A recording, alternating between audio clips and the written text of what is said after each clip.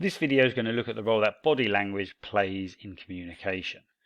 So you've got to know how body language, including open and closed postures, postural echoes, and touch all affect how we communicate with others.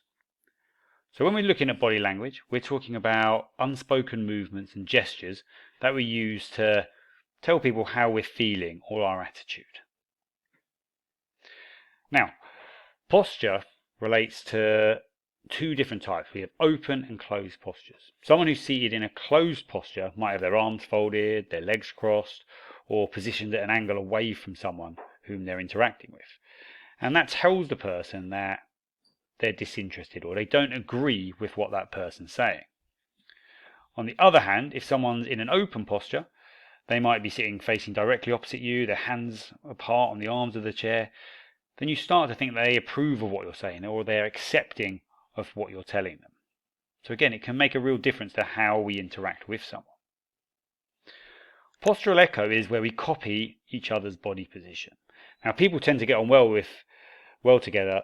They tend to adopt one another's body posture when they're having a conversation.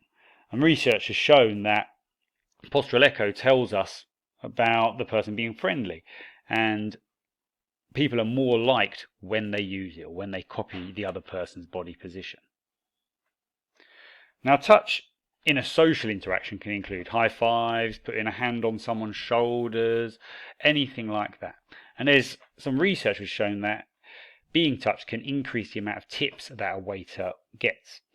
So at two restaurants, some customers were not touched at all and others were touched twice on the palm of the hand for about half a second as the waitress returned their change at the end of their meal. And it found that that bit of touch did actually increase the amount of tips that they got. So again, touch makes us like people more and we feel more open to them.